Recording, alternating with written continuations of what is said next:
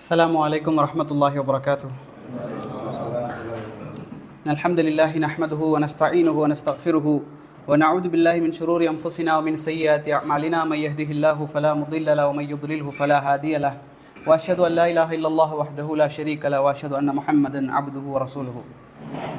எல்லா புகழும் அகிலங்கள் அனைத்திற்கும் ஏக இறைவனாகிய தூணின்றி வான் படைத்த அல்லாஹ் ஒருவனுக்கே உரித்தானதாகும். அவனது சாந்தியும் சமாதானமும் அவனுடைய இறுதி தூதர் முஹம்மது ரசூலுல்லாஹ் ஸல்லல்லாஹு அலைஹி வஸல்லம் அவர்கள் மீதும், அவர்களை பின்பற்றி வாழ்ந்த சத்திய சஹாபாக்கள், தாபீன்கள், தபா தாபீன்கள், உலமாக்கள், நல்லோர்கள், நாம் நேசிப்பவர்கள், நம்மை நேசிப்பவர்கள் அனைவரின் மீதும் என்றென்றும் நின்றிலவட்டுமாக. எல்லாம் அல்லாஹ்வின் நல்லடியார்களே, கடந்த வகுப்பில் நாம் பத்ருடைய வரலாறு சம்பந்தமாக பார்த்தோம். அதில் நடந்த ஒரு சில நிகழ்வுகள் என்ன, அதில் படிப்பினைகள் என்ன என்பது சம்பந்தமாக. இஸ்லாமிய வரலாற்றில் இரண்டாவதாக நடந்த ஒரு போராட்டம் தான் என்ன அப்படின்னு சொன்னால் உஹதுடைய போராட்டம். பத்ருடைய போராட்டம் என்பது ஹிஜ்ரி 2ஆம் ஆண்டு நடைபெறுகிறது. அதே போல் அதற்கு அடுத்த வருஷமே என்ன நடக்குது அப்படின்னு சொன்னால் உஹதினுடைய யுத்தம் என்பது அதற்கு அடுத்த வருடம் ஹிஜ்ரி 3 ஷவ்வால் மாதத்தில் உஹதுடைய போர்க்களம் நடைபெறுகிறது. உலகத்தினுடைய நியதி என்ன அப்படின்னு சொன்னால், உலக வரலாற்றை நாம் எடுத்து பார்த்தால் எந்த ஒரு சமுதாயமும் யாராக இருந்தாலும் சரி, எவ்வளோ பெரிய நபராக இருந்தாலும் சரி, அல்லது தாழ்ந்த நபராக இருந்தாலும் சரி, அவர்கள் வெற்றி பெற்றுக்கொண்டே இருப்பார்கள் என்பதும் கிடையாது, தோல்வி அடைந்து கொண்டே இருப்பார்கள் என்பதும் கிடையாது. சில பொழுதுகளில் அவர்கள் வெற்றி பெறுவார்கள், சில பொழுதுகளில் தோல்வி அடைவார்கள். அது மாறி மாறி வந்து கொண்டே இருக்கும். அடக்குமுறை செய்யக்கூடியவர்கள் அரசர்களாக ஆவார்கள், அரசர்களாக இருக்கக்கூடியவர்கள் அடக்குமுறைக்கு தள்ளப்படுவார்கள். இது அல்லாஹ் ரப்புல் ஆலமீன் குர்ஆனிலே கூட சொல்லி காட்டுவான். ஒரு வசனத்திலே நாங்கள் என்ன செய்கிறோம், அவருடைய காலங்களை மாறி மாறி வர செய்கிறோம் என்று அல்லாஹ் என்ன செய்கிறான், மக்களுடைய நிலைகளை பற்றியும் அல்லாஹ் என்ன செய்கிறான், குர்ஆனிலே சொல்லி காட்டுகின்றான். அதே போல இந்த உஹதும் அப்படித்தான். தோல்வி என்று சொல்வதை விட தோல்வியை போல ஒரு நிலையை இந்த உஹதிலே முஸ்லிம்கள் என்ன செய்தார்கள், சந்தித்தார்கள். இதற்கு காரணமாக இருந்தது நபி அவர்களுடைய வழிமுறை, நபி அவர்களுடைய ஒரு கருத்தை அவர்கள் புறக்கணித்ததன் காரணமாக ஒரு தோல்வியை முஸ்லிம்கள் என்ன செய்தார்கள், உஹதிலே சந்தித்தார்கள். பத்ரில் எந்த அளவுக்கு முஸ்லிம்கள் வெற்றி பெற்றார்களோ, எந்த அளவுக்கு சந்தோஷப்பட்டார்களோ, எந்த அளவுக்கு மகிழ்ச்சியாக இருந்தார்களோ, முஸ்லிம்கள் அனைவரும் நபி அவர்கள் உட்பட எந்த அளவுக்கு மகிழ்ச்சியாக இருந்தார்களோ அதே போன்ற ஒரு வேதனையை, கஷ்டத்தை என்ன செய்தார்கள், நபி அவர்களும் முஸ்லிம்களும் இந்த உஹதுடைய போர்க்களத்தில் சந்தித்தார்கள். அல்லாஹ் ரப்புல் ஆலமீன் கூட நபி அவர்கள் சிரமப்படுவதை விரும்ப மாட்டான். நபி அவர்கள் உடலாலும் சரி உள்ளத்தாலும் சரி நபி அவர்கள் சிரமப்படுவதை அல்லாஹ் என்ன செய்ய மாட்டான், விரும்ப மாட்டான் ஒரு பொழுதிலும். ஜைனப் ரலியல்லாஹு அன்ஹா அவர்களை ரசூலுல்லாஹ் ஸல்லல்லாஹு அலைஹி வஸல்லம் அவர்கள் திருமணம் முடிக்கிறாங்க. திருமணம் முடித்ததற்கு பிறகு அந்த நாள் என்ன செய்கிறாங்கன்னா, சஹாபாக்கள் நபி அவர்களோடு வீட்டில் இருக்கிறாங்க, உட்கார்ந்து இருக்கிறாங்க. சாப்பாடெல்லாம் முடிஞ்சுது. அந்த விருந்து உபதேசம் முடிஞ்சதுக்கப்புறம் உபசாரம் முடிந்ததற்கு பிறகு சஹாபாக்கள் எல்லாரும் அங்கே உட்காந்து பேசிக்கிட்டே இருக்கிறாங்க. அப்போ நபி அவர்கள் என்ன செய்கிறாங்கன்னா, சொல்ல மாட்டேங்கிறாங்க, அவங்களுக்கு அந்த பண்பு கிடையாது, எந்திரிச்சு போங்களேன் அப்படின்னு சொல்ல மாட்டாங்க. அப்போ நபி அவர்கள் வர்றாங்க, பார்க்குறாங்க, உள்ளே போகிறாங்க, வராங்க, பார்க்குறாங்க, உள்ளே போகிறாங்க. அப்போ சஹாபாக்கள் பேசிக்கிட்டே இருக்கிறாங்க உட்கார்ந்து. ஆனால் அல்லாஹ் என்ன செய்கிறான் அப்படின்னு சொன்னால், அந்த இடத்துல குர்ஆன் வசனத்தை இறக்குறான். என்ன செய்யுங்க, நபி அவர்கள் உங்களை விருந்துக்கு அழைத்தால் நீங்கள் செல்லுங்கள். விருந்துக்கு அழைத்தாரா, நீங்கள் போயிட்டீங்களா, சாப்பிட்டுட்டீங்களா, குர்ஆனில் வருது. இன்னைக்கு நம்ம சொல்லுவோமே, சாப்பிட்டீங்கன்னா எந்திரிச்சு போக வேண்டியதானே, அந்த மாதிரி அல்லாஹ் குர்ஆனில் சொல்கிறான், நீங்கள் சாப்பிட்டு விட்டீர்களா, விருந்துக்கு போய்விடுங்கள். நபி அவர்கள் ஒரு வீட்டில் உட்கார்ந்துக்கிட்டே இருக்காதீங்க. நபி அவர்கள் இதை சொல்ல கூச்சப்படுகிறார், ஆனால் அல்லாஹ் ஹக்கை சொல்ல கூச்சப்பட மாட்டான் என்று குர்ஆனில் அல்லாஹ் சொல்லி காட்டுவான். அப்போ நபி அவர்களுடைய மனசு வேதனைப்படுவதை கூட அல்லாஹ் என்ன செய்ய மாட்டான், தாங்கிக் கொள்ள மாட்டான். அதே போல் அல்லாஹ்வுடைய தூதருடைய தோழர்கள் நபி அவர்களுடைய வேதனையை அவர்கள் தாங்கிக் கொள்ள மாட்டார்கள். நமக்கெல்லாம் தெரியும், ஹுபைப் ரதியல்லாஹு அன்ஹு அவர்கள், ஹுபைப் இப்னு அதி ரதியல்லாஹு அன்ஹு அவர்கள் ஒரு நாள் குறைஷிகள் இடத்துல மாட்டுறாங்க. முஸ்லீமாக இருக்கக்கூடிய நேரத்தில் குறைஷிகள் இடத்துல மாட்டுறாங்க. அவர்களை அது ஒரு பெரிய கதை. ஹுபைப் ரதியல்லாஹு அன்ஹு சம்பந்தமாக மாட்டி அவர்கள் விற்கப்படுகிறார்கள், மார்க்கெட்டில் விற்கப்படுகிறார்கள். எதற்கு, அவரை கொல்றதுக்கு விற்கிறாங்க. யார் இவரை வாங்கி கொல்றீங்க? அப்போ அவரை ஒருத்தர் வாங்கி அவரை சித்திரவதை செஞ்சு அவருடைய ஆடைகளை எல்லாம் களைந்து அவரை சுடக்கூடிய மண்ணில் படுக்க வைத்து சித்திரவதை செஞ்சு அவர் சாவுக்கு பக்கத்தில் இருக்கக்கூடிய நேரத்தில் அவங்க கேட்டாங்க, இந்த இடத்துல நீ நபி அவர்கள் இருப்பதை விரும்புகிறாயா அப்படின்னு. இந்த இடத்தில் நீ இருக்கக்கூடிய இடத்துல உனக்கு பதிலாக நபி இருப்பதை நீ விரும்புவாயா அப்படின்னு கேட்டாங்க. அவர் சொன்னார், நானும் என்னுடைய குடும்பமும் இங்கே இருப்பதை நான் விரும்புவேன். அல்லாஹ்வுடைய தூதர் ஸல்லல்லாஹு அலைஹி வஸல்லம் அவர்களுடைய காலில் முள் தைப்பதை கூட நான் என்ன செய்ய மாட்டேன், விரும்ப மாட்டேன்னு சொன்னார். இதே போலத்தான் எல்லா சஹாபாக்களும் நபி அவர்களை விரும்பினார்கள். அவர்களுக்கு எந்த விதமான துன்பம் ஏற்படுவதையும் அவர்களால் தாங்கிக் கொள்ள முடியாது. ஆனால் சஹாபாக்கள் கனவில் கூட நினைத்திருக்க மாட்டார்கள் இந்த போரில் நபி அவர்களுக்கு இவ்வளவு சிரமம் ஏற்படும் என்பதை. அந்த அளவுக்கு நபி அவர்கள் சிரமத்தை இந்த உஹதுடைய களத்திலே சந்தித்தார்கள். பத்ர் முடிந்ததற்கு பிறகு குறைஷிகள் என்ன செய்கிறார்கள் சொன்னால், மக்காவில் தயாராகிறார்கள். அவர்களுடைய வெறி என்பது அதிகரிக்கிறது. எப்படியாவது இந்த முஸ்லிம்களை நாங்கள் பழி தீர்த்தே தீர வேண்டும். பத்ரில் வந்தது யார், அவர்கள்தான். பத்ரில் போருக்காக வந்தது அவர்கள்தான். அவர்கள் தோற்கடிக்கப்பட்டு சென்றதற்கு பிறகு மக்காவுக்கு போய் என்ன செய்கிறாங்க, தயார் செய்கிறார்கள். கவிஞர்களை தயார் செய்கிறார்கள், பணத்தை எல்லாம் செலவழிக்கிறாங்க, கவிஞர்களை தயார் செய்கிறார்கள், ஒட்டகங்களை தயார் செய்கிறார்கள். பத்ரில் நமக்கு தெரியும் 50,000 தீனார்கள், 1000 ஒட்டகங்கள் அவர்கள் சம்பாதிச்சுட்டு வந்தாங்க. அந்த மொத்த சொத்தையும் உஹதுக்காக செலவழிக்கிறார்கள். மொத்த 1000க்கும் மேற்பட்ட ஒட்டகங்கள், அதே போல 200க்கும் மேற்பட்ட குதிரைகள். முஸ்லிம்கள்ட்ட ஒரு குதிரை கூட இல்லை. குதிரையில சண்டை போடுவது என்பது அன்றைய காலத்தில் ஒரு பெரிய ஒரு விஷயமாக இருந்தது. மிக வேகமாக பயணிக்கும் கேமலை விட. அப்போ அவங்க குதிரைகள், 200 குதிரைகள், 1000க்கும் மேற்பட்ட ஒட்டகங்கள், 50,000 தீனார்கள் போன்ற எல்லா சொத்துக்களையும் இந்த உஹதுக்காக அவர்கள் தயார் செய்கிறார்கள். எல்லாவற்றையும் செலவு செய்கிறார்கள்.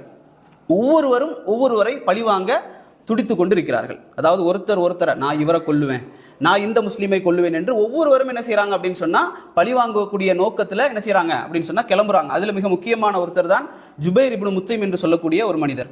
இவர் காஃபிருடைய படையில இருக்கிறார், ஜுபைர் இப்னு முத்தைம். ஏன் அப்படின்னு சொன்னா இவருடைய சகோதரர், அதாவது வாப்பாவுடைய சகோதரர், இவருடைய சின்னப்பா, இவருடைய சின்னப்பா துஐமா இப்னு அதி என்பவரை ஹம்சா ரதியல்லாஹு அன்ஹு அவர்கள் கொலை செஞ்சிடறாங்க பத்ரில். அப்ப என்ன செய்யறாரு இந்த ஜுபைர் இப்னு முத்தைம், என்ன செய்யறாரு, தன்னுடைய அடிமையாக இருக்கக்கூடிய கருப்பின் அடிமை அபிசீனியாவிலிருந்து வந்த அந்த வஹ்ஷி என்று சொல்லக்கூடிய நபரிடத்துல இந்த ஜுபைர் இப்னு முத்தைம் சொல்றாரு, நீ என்ன செய், இந்த ஹம்சாவை நீ கொலை செய்ய வேண்டும். ஏன்னு சொன்னா அவர் என்னுடைய சின்னப்பாவை கொலை செஞ்சிருக்கிறாரு, அவரை நீ என்ன செய், நீ கொலை செய்து விட்டால் நீ அடிமையாக இருக்கிறாயா இல்லையா, உன்னை நான் விடுதலை செய்து விடுவேன் என்று அவருக்கு என்ன செய்ய, கூலிப்படை மாதிரி வஹ்ஷியை அவர் என்ன செய்கிறார், தயார் செய்கிறார். இதில் நமக்கு தெரிஞ்சு கொள்ளணும், இந்த வஹ்ஷி என்பவர் மிக திறமையாக ஈட்டி வீசக்கூடியவராக இருந்தார். மிக திறமையானவர் ஈட்டி வீசுவதில். அதே போல காலை பார்த்து என்ன செய்வார்னு சொன்னா அந்த வம்சத்தையே கண்டுபிடிச்சிருவார், இவர் யாருடைய வம்சம் அப்படின்னு சொல்லி. அந்த அளவுக்கு திறமை பெற்றவராக இருந்தார். அப்போ இதுல இன்னொரு செய்தி சொல்லுவாங்க, ஹிந்த் என்று சொல்லக்கூடிய ஒரு பெண்மணி, ஹிந்தான்னு சொல்லுவோம். ஹிந்த் என்ன செய்தாங்க அப்படின்னு சொன்னா ஹம்சா ரதியல்லாஹு அன்ஹு அவர்களை கொலை செய்வதற்கு வஹ்ஷியை தூண்டினார்கள். அதற்கு பிறகு மாலையாக அவருடைய குடல்களை எடுத்து அணிந்து கொண்டார்கள், ஈரலை கடித்து மென்று துப்பினார்கள் என்ற ஒரு செய்தி வரும். அது என்ன ஆதாரமற்ற செய்தி என்பதாக எல்லா அறிஞர்களும், இப்னு ஹஜர் அல் அஸ்கலானி ரஹிமஹுல்லா, இப்னு கசீர், அதே போல ஷேக் அல்பானி ரஹிமஹுல்லா போன்ற பெரும் அறிஞர்கள், இமாம் பைஹக்கி போன்றவர்கள் என்ன செய்றாங்க, பலகீனமான செய்தி. இந்த வஹ்ஷியை தூண்டியவர் யார், ஜுபைர் இப்னு முத்தைம் என்பது புகாரி முஸ்லிம் போன்ற கிரந்தங்கள்ல சஹீஹாக பதிவு செய்யப்பட்டிருக்கு. அப்ப இவர் தான் என்ன செய்யறார், தூண்டுறாரு வஹ்ஷியை. அப்ப வஹ்ஷி என்ன செய்கிறான், அவரை கொல்வதற்கு தயாராகிறான். அதே போல உபை இப்னு ஹலஃப் என்பவன் ரசூலுல்லாஹ்வை கொல்வதற்கு தயாராகிறான். இப்படி ஒவ்வொருத்தரும் என்ன செய்யறாங்க அப்படின்னு சொன்னா தயாராகிறார்கள். பெரும் ஒரு கூட்டம் என்ன செய்து மக்காவிலிருந்து கிளம்புகிறது. எல்லா விதமான பழைய நினைவுகளோடு, எந்த விதமான முன்னறிவிப்பும் இல்லாமல் கிளம்புகிறது, நபி அவர்களுக்கு எதிராக கிளம்புகிறது. அப்ப நபி அவங்க என்ன செய்யறாங்க அப்படின்னு சொன்னா, இன்றைக்கு இருக்கக்கூடிய குபா, அந்த பள்ளிவாசல் இருக்கக்கூடிய அந்த குபாவில் என்ன செய்யறாங்கன்னா, குபா பள்ளியில உட்கார்ந்துருக்கிறாங்க. காப் இப்னு மாலிக் அவங்களும் என்ன செய்யறாங்கன்னா பக்கத்தில் இருக்கிறாங்க. அப்போ ஒரு லெட்டர் வருது, ஒரு கடிதம் வருது. யார்கிட்ட இருந்து, மக்கால இருந்து ஒரு கடிதம் வருது. அப்பாஸ் இப்னு அப்துல் முத்தலிப். அப்பாஸ் ரலியா யாருன்னா முஸ்லீமாக இருக்கிறார், உள்ளத்துல மறைச்சு வச்சுட்டு மக்காவில் முஸ்லீமாக இருக்கிறார். அவர் கடிதம் எழுதுகிறார் நபி அவர்களுக்கு. 3000 பேர் என்ன செய்யறாங்க, உங்களுக்கு எதிராக கிளம்பி வந்து கொண்டிருக்கிறார்கள், தயாராகுங்கள் அவர்களை தடுப்பதற்கு என்பதாக கடிதம் எழுதுகிறார். ரசூலுல்லாஹ் என்ன செய்யறாங்கன்னா அப்படியே அதை அவரை சொல்லி படிக்க சொல்லிட்டு கேட்டுக்கிட்டு அதை அப்படியே மறைச்சு வைங்க, மறைச்சு நீங்க வச்சுக்கோங்க, வெளிப்படுத்த வேண்டாம் அப்படின்னு சொல்லிட்டு வர்றாங்க மதீனாவுக்கு. குபாலேருந்து மதீனாவுக்கு வந்து சஹாபாக்கள் கிட்ட மஷூரா செய்கிறாங்க, என்ன செய்யறது. மஷூரா செஞ்சு கொண்டிருக்கக்கூடிய நேரத்தில் நபி அவங்க சொன்னாங்க, நபி அவர்களுக்கு சண்டை செய்யணுங்கிற எண்ணம் இல்லை. நபி அவங்க சொன்னாங்க, நாங்கள் மதீனாவிலே இருப்போம், எங்களுடைய தெருக்களில் அவர்கள் வந்துவிட்டால் நாங்கள் தாக்குவோம், எங்களுடைய தெருக்களில் நுழைந்து எங்களை தாக்குவதற்கு அவர்கள் வந்தால் மட்டும் நம்ம என்ன செய்வோம், நாங்கள் ஆண்கள் மேலிருந்து தாக்குவோம், கீழே பெண்கள் இருந்து அவர்கள் கல்லால் இருந்து அவர்களை தாக்கட்டும் என்று ரசூலுல்லாஹ் ஒரு எண்ணத்தை தெரிவிக்கிறார்கள். ஆனால் அங்கு உபை இப்னு சலூல் ஒருத்தர் இருக்கான், அப்துல்லா இப்னு உபை இப்னு சலூல். இவன் ஒரு முனாஃபிக், ஆனால் முஸ்லீம்களோடு இருக்கிறான். அப்ப இவன் என்ன செய்யறான், அதே போல சொல்றான், ஆமா அந்த மாதிரி செய்வோம். என்ன அவனுக்கு எண்ணம், எங்கேயுமே போக வேண்டாம், நம்ம வீட்டிலே உட்கார்ந்துக்குவோம் அப்படிங்கிற எண்ணத்துல அவன் அப்படி சொல்றான். ஆனால் அன்சாரிகளில் வாலிப அன்சாரி தோழர்கள் என்ன செய்யறாங்கன்னா, நபி ஒருத்த வந்தாங்க, யா ரசூலல்லாஹ், நாங்கள் என்ன செய்வோம், நேருக்கு நேராக அவங்களை சந்திப்போம், இந்த மாதிரி ஒளிய வேண்டாம், நேருக்கு நேராக சந்திப்போம் என்று அவர்கள் சொல்கிறார்கள். அப்ப ரசூலுல்லாஹ் சொன்னாங்க, சரி அப்போ அந்த மாதிரி செய்வோமே அப்படின்னு சொல்லிட்டு நபி அவங்க வீட்டுக்குள்ள போறாங்க. வீட்டுக்குள்ள சென்று நபி அவர்கள் தங்களுடைய கிரீடங்கள், கேடயங்கள், கவசங்களை அணிந்து கொண்டு வெளியே வர்றாங்க. வெளியே வந்தோடனே வந்தாரு சஅத் இப்னு அபி வக்காஸ் ரதியல்லாஹு அன்ஹு அவர்கள். இவர்கள் யாருன்னு சொன்னா மதீனாவுடைய தலைவர். அவர் வெளியே வந்து ரசூலுல்லாஹ்வை பார்த்து சொன்னாரு, யா ரசூலல்லாஹ், உங்களுடைய எண்ணம் நாங்கள் வீட்டில் இருக்கிறது தான், மதீனாவில் தெருவில் என்ன செய்வோம், சண்டையிடுவோம் என்பது தான், வெளியில போய் அவர்களை சந்திக்க வேண்டும் என்று உங்களுக்கு எண்ணம் இல்லை. நீங்கள் அதை விரும்பினால் என்ன செய்வோம், நாங்கள் அதையே செய்கிறோம், எங்களுடைய வாலிபர்கள் சொன்னதை கேட்டு நீங்கள் அப்படி செய்ய வேண்டாம் சொல்லி சஅத் இப்னு அபி வக்காஸ் சொல்றாங்க. அப்ப நபி அவங்க சொன்னாங்க, எந்த ஒரு நபிக்கும் அழகல்ல, எந்த ஒரு நபிக்கும் அழகல்ல, கேடயங்கள் கவசங்களை அணிந்த பிறகு அல்லாஹ் எதிரிகளுக்கும் எங்களுக்கும் மத்தியில் ஒரு தீர்ப்பை அளிக்கின்ற வரை அந்த கேடயத்தை கலட்டுவதற்கு எந்த நபிக்கும் அழகல்ல, நான் கலட்ட மாட்டேன், நான் சந்தித்தே தீர்வேன் என்று நபி அவர்கள் கிளம்பி விட்டார்கள். அப்போ அந்த தரப்பில் பார்த்தீங்கன்னா காஃபிர்களுடைய தரப்பில் 3000 பேர் வர்றாங்க. எப்படி பத்ருடைய யுத்தத்தில் வந்து 1000க்கும் மேற்பட்டவர்கள், முஸ்லீம்கள் 300க்கும் மேற்பட்டவர்கள். இங்கே 3000 பேர் வர்றாங்க.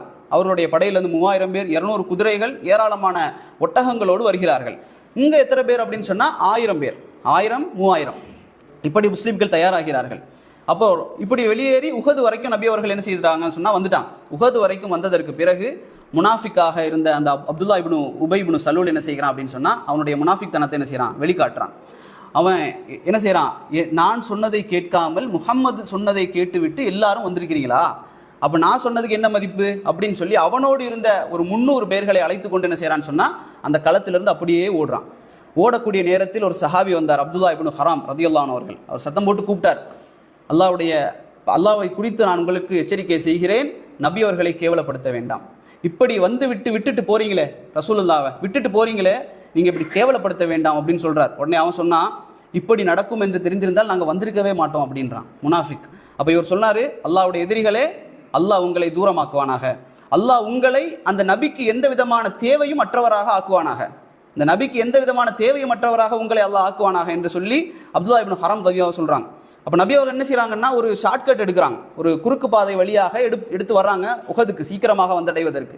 அப்போது முரப்பா என்று சொல்லி ஒரு முனாஃபிக், அவனும் முனாஃபிக், ஆனால் முஸ்லீமாக இருக்கிறான், நபி அவர்களுக்கு தெரியாது. அப்போ அவர்களுடைய தோட்டத்தை ரசூலுல்லாஹ் அப்படியே கடந்து போகிறாங்க ஷார்ட்கட்டில். போகக்கூடிய நேரத்தில் இவர் கண்ணு தெரியாத ஒரு முஸ்லீம், பார்ப்பதற்கு முஸ்லீம். அப்போ அவர் சொல்கிறாரு, அவர் அந்த சத்தத்தை கேட்குறாரு, கண்ணு தெரியல ஆனால் சத்தம் கேட்ட உடனே சொல்கிறாரு, இது நபியா, அல்லாஹ்வுடைய தூதர் அவரா அப்படின்னு, முஹம்மதா அப்படின்னு கேட்குறாரு. ஆமாம், நீங்கள் என்னுடைய அனுமதி இல்லாமல் இங்கே போகக்கூடாது, அவருக்கு தெரியுது இவங்க எங்கே போகிறாங்கன்னு சொல்லி, நீங்கள் என்னுடைய அனுமதி இல்லாமல் இங்கே போகக்கூடாது அப்படின்னு சொல்கிறாரு. உடனே அவர் சொல்கிறாரு, மண்ணலை அப்படியே தலையில் அள்ளி போடுறாரு, மண்ணை அள்ளி போட்டுட்டு சொல்கிறாரு, இந்த மண்ணை எடுத்து நான் எரிய போகிறேன், உங்களில் வேறு யாருக்கும் அது படாமல் இருக்கும் என்று இருந்தால் நான் எரிந்திருப்பேன், நபி அவருடைய முகத்தில் நான் எரிவேன், ஆனால் வேற யாருக்கு மேலேயோ பற்றுமோன்னு சொல்லி நான் எரியாமல் இருக்கிறேன் அப்படின்றார். உடனே அல்லாஹ்வுடைய தூதருடைய தோழர்கள் கோபப்படுறாங்க, தாக்குவதற்கு போகிறாங்க. நபி அவங்க சொன்னாங்க, விட்டுருங்க, அவரை என்ன செய்ய வேண்டாம், தாக்க வேண்டாம், அவர் முனாஃபிக் என்பது இங்கே என்ன செய்யப்பட்டது, வெளிக்காட்டப்பட்டு விட்டது. அப்போ நபி அவர்கள் என்ன செய்கிறாங்க அப்படின்னு சொன்னால் உஹதுடைய போர்க்களத்தை அடைந்தார்கள். அடைந்தவுடன் நபி அவர்கள் அப்படி பார்க்குறாங்க, இப்படியே சுற்றி பார்க்குறாங்க, அந்த நிலைமைகளை பார்க்குறாங்க எப்படி இருக்குது அப்படின்னு சொல்லி. பார்த்ததுக்கு பிறகு ஒரு 50 நபர்களை என்ன செய்கிறாங்கன்னு சொன்னால் நபி அவர்கள் ஒரு மலையில் ஏற்றுறாங்க. ஜபலுர் ருமா என்று சொல்லக்கூடிய அந்த மலை இன்றைக்கும் இருக்குது, உஹதுடைய பள்ளிவாசலுக்கு பக்கத்தில் இருக்கக்கூடிய அந்த ஜபலுர் ருமா என்று சொல்லக்கூடிய அந்த மலைக்கு பக்கத்தில் ரசூலுல்லாஹி ஸல்லல்லாஹு அலைஹி வஸல்லம் 50 நபர்கள் அப்துல்லா இப்னு ஜுபைர் ரலியல்லாஹு அன்ஹு அவருடைய தலைமையில் 50 பேரை அந்த மலைக்கு மேலே ஏற்றுறாங்க. இங்கே ஏறுங்க, என்ன நடந்தாலும் நபி அவங்க சொல்கிறாங்க, என்ன நடந்தாலும் சரி நீங்கள் என்ன செய்யக்கூடாது, இந்த மலையிலிருந்து நீங்கள் கீழே இறங்கக்கூடாது அப்படின்னு சொல்கிறாங்க. அந்த 50 நபர்களும் அம்பு எறியக்கூடிய விஷயத்தில் மிக தேர்ச்சி பெற்றவர்கள். நபி அவங்க சொன்னாங்க, நீங்கள் 50 பேரும் இங்கே தான் இருக்கணும், என்ன நடந்தாலும் சரி, எங்களுக்கு எதிராக இந்த போர் மாறினாலும் சரி, எங்களுக்கு ஆதரவாக மாறினாலும் சரி, நீங்கள் என்ன செய்யக்கூடாது, என்னுடைய உத்தரவு வரும் வரை இறங்கக்கூடாது, எங்களுடைய உடல்களை கழுகுகள் தின்பதை நீங்கள் கண்டாலும் நீங்கள் இறங்கக்கூடாது, என்ன நடந்தாலும் இறங்கக்கூடாது, என்னுடைய உத்தரவு மறு உத்தரவு வரும் வரை என்று நபி அவர்கள் சொன்னாங்க. அப்படி நபி அவர்கள் என்ன சொல்கிறாங்கன்னா, அவங்களுக்கு தெரியும், நபி அவர்களுக்கு தெரியும் என்ன நடக்கும் என்பது, ஏன்னா ஹாலித் அங்கே இருக்கிறார், அவர் சுற்றி வந்து அடிப்பாருன்னு நபி அவர்களுக்கு தெரியும். நபி அவங்க அப்படியே சொல்கிறாங்க, நீங்கள் இறங்கிட்டீங்கன்னு சொன்னால் என்னுடைய முதுகை எதிரிகளுக்கு நீங்கள் விட்டு விடுவீர்கள், நீங்கள் அப்படி செய்யக்கூடாதுன்னு சொல்லி நபி அவர்கள் என்ன செய்கிறாங்கன்னா கிளம்புறாங்க. அவர்களுடைய தரப்பில் 200 குதிரைகளோடு ஒரு பக்கம் இக்ரிமா இப்னு அபூஜஹலுடைய மகன் இக்ரிமா அங்கே நிற்கிறார். இன்னொரு பக்கத்துக்கு தலைமையாக யார் இருக்கிறாங்க அப்படின்னு சொன்னால் ஹாலித் இப்னு வலீத் ரலியல்லாஹு அன்ஹு அவர்கள் இன்னொரு பக்கத்தில் தலைமை தாங்குறாங்க. இந்த 2 பேருக்கும் தலைமையாக, ஒட்டுமொத்த காஃபிருடைய கூட்டத்துக்கும் தலைமையாக அபூ சுஃபியான் என்ன செய்கிறாருன்னா அங்கே இருக்கிறாரு. அவருடைய மனைவி ஹிந்த் என்ன செய்கிறாங்கன்னா பெண்களுக்கு தலைவியாக என்ன செய்கிறாங்கன்னா இருக்கிறாங்க. அப்போ இப்படி போர் என்ன செய்கிறதுன்னு சொன்னால் ஆரம்பிக்கிறது. ஆனால் பதிலில் எப்படி 3 பேராக முதலில் சண்டையிட்டார்களோ அதே போல் இங்கே ஆரம்பிச்சதா எப்படிங்கிறது தெரியல, அல்லாஹு ஆலம், ஹதீஸ்களில் அது வரல. அப்போ எப்படி ஆரம்பித்தது என்று தெரியவில்லை. ஆனால் நபி அவர்கள் என்ன செய்தார்கள் சொன்னால் உடனே அந்த வாளை எடுத்தார்கள், அவருடைய வாள், அவரை எடுத்து ரசூல் ஸல்லல்லாஹு அலைஹி வஸல்லம் அவர்கள் காட்டினார்கள். காட்டிவிட்டு சொன்னார்கள், இந்த வாளுடைய ஹக்கை நிறைவேற்றக்கூடியவர் யார் அப்படின்னு கேட்டாங்க. உடனே பல சஹாபாக்கள் என்ன செய்கிறாங்கன்னு சொன்னால் தயக்கம் காட்டுகிறார்கள். பல சஹாபாக்கள் தயக்கம் காட்டுறாங்க. ஏன்னா நபி அவருடைய வாள், இந்த வாளை எடுத்துட்டோன்னு சொன்னால் அதுக்கு பிறகு பின்வாங்கக்கூடாது, அதனால தயக்கம் காட்டுறாங்க. ஆனால் நிறைய சஹாபாக்கள் முன் வராங்க. ஜுபைர் இப்னு அவ்வாம், அதே போல் அபூ துஜானா போன்றவர்கள் முன்னுக்கு வராங்க. ஜுபைர் இப்னு அவ்வாம் கேட்குறாரு, எங்கிட்ட கொடுங்க, நபி அவங்க கொடுக்கல. அபூ துஜானா வர்றாரு, அவர்கிட்ட கொடுக்குறாங்க நபி அவங்க. கொடுத்த உடனே அவர் கேட்டாரு, இந்த வாளை வச்சு நான் என்ன செய்ய, இதனுடைய ஹக் என்ன, இதனுடைய அந்த உரிமை என்ன அப்படின்னு சொல்றாரு.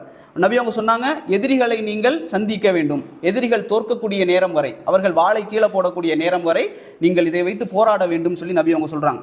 உடனே அவர் அதை எடுத்து ஒரு சிகப்பு தலைப்பாகை வைத்திருப்பார். அவர் அதை அப்படியே சுத்தினார், தலையில சிகப்பு தலைப்பாகையை சுற்றினார். சிகப்பு தலைப்பாகையை அபூ துஜானா சுற்றிவிட்டார் என்று சொன்னால் எதிரிகளை முடிக்காமல் அவர் வரமாட்டார். இது அவருடைய ஒரு பழக்கம். அதை அவர் அப்படியே சுத்தினார். சுத்திக்கிட்டு இப்படியே கம்பீரமா நடந்தார். நடந்த உடனே நபி அவங்க அப்படியே பார்த்தாங்க, அபூ துஜானாவை பார்த்தாங்க. பார்த்துட்டு சொன்னாங்க, அல்லாஹும் அல்லாஹ்வுடைய தூதரும் வெறுக்கக்கூடிய நடை இது அப்படின்னு சொன்னாங்க. அல்லாஹ்வுடைய தூதரும் வெறுக்கக்கூடிய நடை இது, ஆனால் இந்த போர்க்களத்தை தவிர அப்படின்னாங்க. போர்க்களத்தை தவிர அப்படி நடக்கக்கூடாது, ஆனால் இங்கே அப்படி நடந்து கொள்ளலாம் அப்படின்னு சொல்றாங்க. உடனே அவர் என்ன செய்யறார், அதை எடுத்துட்டு போராடுவதற்காக போராடி கொண்டு இருக்கிறார்.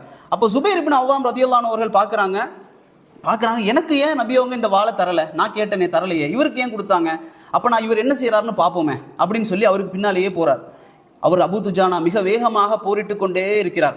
அப்போ சுபைர் ரலியல்லாஹு அன்ஹு பார்க்கறாங்க, சில காஃபிர்கள் என்ன செய்யறாருன்னா, ஒருத்தர் நபி அதாவது முஸ்லிம்களை கொன்று அவருடைய உடம்பு கிடக்கும்ல, அந்த உடம்புல இருக்கக்கூடிய காதுகளை வெட்டுறாரு, மூக்குகளை வெட்டுறாரு, காலை வெட்டுறாரு, தனித்தனியா அப்படி சித்திரவதை செய்யறாரு. அப்ப இதை பார்த்த உடனே சுபைர் ரலியல்லாஹு நினைக்கிறாங்க, இந்த மனிதரை அபூ துஜானா சந்திக்க வேண்டுமே அப்படின்னு நினைக்கிறார். அபூ துஜானா அங்க வரக்கூடாதா, அபூ துஜானா அங்க வந்திருக்க கூடாதா அப்படின்னு சொல்லி நினைக்கிறார். அப்போ அபூ துஜானா என்ன செய்யறாரு, அந்த மனிதரை பார்த்து வந்துட்டார். வந்த உடனே அந்த மனிதரை அவர் தீர்த்துக்கிட்டு விடுகிறார், அபூ துஜானா. அப்போ சுபைர் ரலியல்லாஹு நினைக்கிறாங்க, பெரிய ஒரு வீரர் தான், ரசூலுல்லாஹி ஸல்லல்லாஹு அலைஹி வஸல்லம் அவர்கள் இவருக்கு கொடுத்தது சரிதான் அப்படின்னு சொல்லி. அப்ப அந்த அபூ துஜானா அப்படியே உள்ள போய் பெண்களுடைய இடத்துக்கு போயிடுறாங்க, பின்னால போயிடுறாங்க. அந்த அளவுக்கு வேகமாக பெண்கள்ல யார் இருக்காங்கன்னு சொன்னா ஹிந்த் அங்க தலைமையாக இருந்து சத்தம் போட்டுட்டு இருக்கிறாங்க, எல்லாரையும் உற்சாகப்படுத்திக்கிட்டு இருக்கிறாங்க. அப்போ இவர் என்ன செய்யறாருன்னு சொன்னா, அவங்க திரும்பி நிற்கிறாங்க. திரும்பி நிற்கக்கூடிய நேரத்தில் இவர் வாளை ஓங்கின உடனே ஹிந்த் என்ன செய்யறாங்கன்னு சொன்னா அப்படியே திரும்பிடுறாங்க. திரும்பின உடனே பார்த்தாங்க, இவர் பெண் என்பதாக தெரிஞ்சு அப்படியே எடுத்துட்டாங்க. சுபைர் இப்னு அவ்வாம் பிறகு கேட்டாங்க, ஏன் அந்த பெண்மணியை நீங்க வெட்டல அப்படின்னு சொல்லி. அப்ப அபூ துஜானா சொன்னார், இது நபி அவருடைய வாள், நபி அவர்கள் எங்களுக்கு என்ன செஞ்சிருக்கிறாங்க, போர்க்களத்தில் உத்தரவிட்டு இருக்காங்க, குழந்தைகள், பெண்கள், வயது முதிர்ந்தவர்கள், அதே போல ஆன்மீகத்தில் மூத்தவர்களாக இருக்கக்கூடியவர்கள், சண்டைக்கு வராதவர்கள், மரங்கள், இதே போன்றவற்றை வெட்டக்கூடாது என்று நபி அவர்கள் கட்டளையிட்டிருக்கிறார்கள். அதனால் அந்த பெண்ணை என்ன செஞ்சுட்டாங்க, வெட்டாம விட்டுட்டாங்க. நீங்க பாருங்க, இதுல இக்ரிமா என்று சொல்லக்கூடிய அபூஜஹலுடைய மகன் இக்ரிமா, அதே போல ஹாலித் இப்னு வலீத், அபூ சுஃபியான், அதே போல ஹிந்த் போன்ற எல்லா மக்களும் பிற்காலத்தில் இஸ்லாத்தை ஏற்றுக்கொண்டார்கள். பெரிய பெரிய தலைகள், காஃபிர்களுடைய பெரிய பெரிய தலைகள் எல்லோரும் இஸ்லாத்தை ஏற்றுக்கொள்வார்கள். அப்ப இந்த மாதிரி நேரத்தில் எதிரிகள் என்ன செய்யறாங்கன்னு சொன்னா, பாயிறாங்க முஸ்லிம்களுக்கு மேலாக. 3000 பேர், இங்க 700 பேர், 1000 பேர், 300 பேரை முனாஃபிக் என்ன செஞ்சுட்டான், கூட்டிட்டு போயிட்டான். அப்போ 3000 பேர் பாய்கிறார்கள் 700 பேருக்கு மேலாக. நபி அவர்களும் ஒரு 10 பேரும் என்ன செய்யறாங்கன்னு சொன்னா ஒதுங்கி இருக்கிறாங்க. அப்ப நபி அவர்கள் சொல்றாங்க, நீங்க என்ன செய்யுங்க, தாக்குங்கள். அப்ப 2 பேரும் மோதிக்கொள்ளக்கூடிய நேரத்தில் 3 முறை என்ன செஞ்சாங்கன்னா காஃபிர்கள் தாக்குறாங்க முஸ்லிம்களை. ஒரு முறை தாக்குறாங்க, பின்னால போறாங்க, 2வது முறை தாக்குறாங்க, பின்னால, 3வது முறை தாக்குறாங்க, பின்னால போறாங்க, 4வது முறை வரல, 4வது முறை ஓட ஆரம்பித்து விட்டார்கள். முஸ்லிம்களுக்கு பெரிய ஒரு வெற்றி என்ன செய்யுது, அந்த இடத்துல ஏற்படுகிறது. ஏற்பட்டவுடன் நபி அவர்கள் என்ன செஞ்சாங்கன்னா, அங்கதான் இருக்கிறாங்க. ஆனால் அங்கிருந்த மலையில் இருந்த அந்த தோழர்கள், மலை தோழர்கள் என்ன செஞ்சாங்கன்னு சொன்னா, அவர்களுக்கு அல்லாஹ் ஷைத்தான் என்ன செய்யறான், ஒரு சிந்தனையை போடுறான். இந்த போர் என்பது தான் முடிஞ்சிருச்சே, எல்லாரும் ஓடிட்டாங்களே, அங்க கனிமத் பொருட்கள் எல்லாம் கிடக்கிறது, அப்ப இந்த கனிமத் பொருட்கள் எல்லாம் என்ன செய்வோம், நாம எடுப்போம், போர்கள் முடிந்து விட்டது என்று சொல்லி அவர்கள் அப்படியே மலையிலிருந்து இறங்குகிறார்கள். அல்லாஹ்வுடைய கட்டளை, அல்லாஹ்வுடைய தூதருடைய கட்டளை அங்கே மீறப்படுது. ரசூலுல்லாஹ் என்ன சொன்னாங்களோ அது அங்கே மீறப்படுகிறது. மீறப்பட்டவுடன் இதையெல்லாம் ஹாலித் என்ன செய்யறாரு, ஹாலித் இப்னு வலீத் ரலியல்லாஹு அவர்கள் சொல்லுவாங்க, அவர் வாழ்க்கையில சந்திச்ச எல்லா போர்கள்லையுமே அவர் அதாவது தோற்றது கிடையாது, வெற்றி பெறாம இருந்திருக்கலாம், ஆனால் தோற்றது கிடையாது ஹாலித்.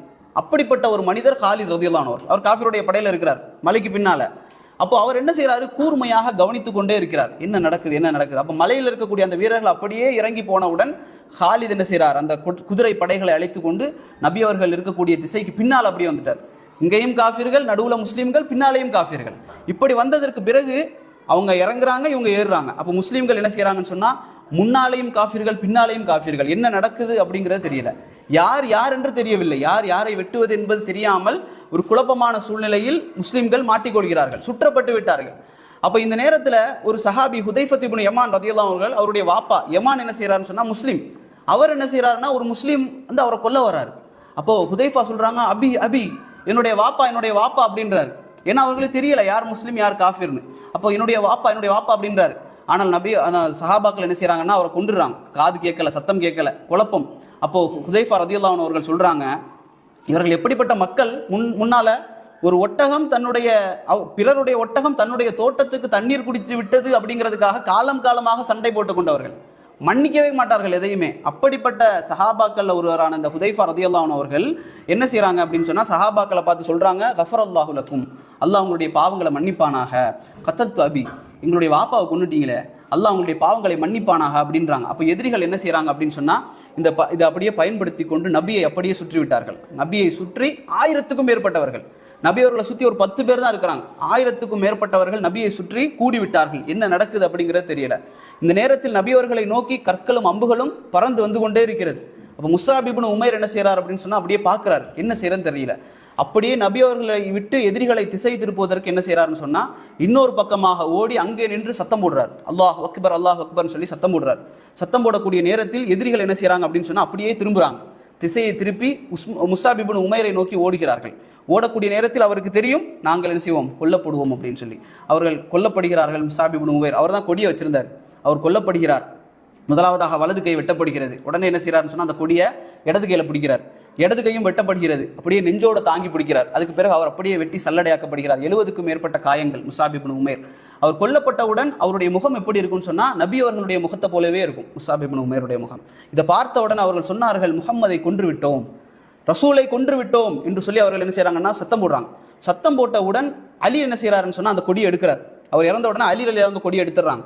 ஆனால் இந்த செய்தி, இந்த வார்த்தை, நபியை கொன்று விட்டோம், முகமதை கொன்று விட்டோம் அப்படிங்கிற சத்தத்தை கேட்ட உடனே சஹாபாக்களுக்கு எப்படி இருக்கும் நினைச்சு பாருங்களேன். சஹாபாக்கள் நபியோட வாழ்ந்தவர்கள், அவர்களுக்கு தெரியாது உண்மையா பொய்யா என்பது. அவர்களுக்கு எப்படி இருக்கும், மனதால செத்துட்டாங்க. சஹாபாக்கள் மனதால செத்துட்டாங்க. சில சஹாபாக்கள் அப்படியே ஆயுதங்களை கீழே போட்டாங்க, போர்க்களத்தில் கீழே போட்டுட்டாங்க.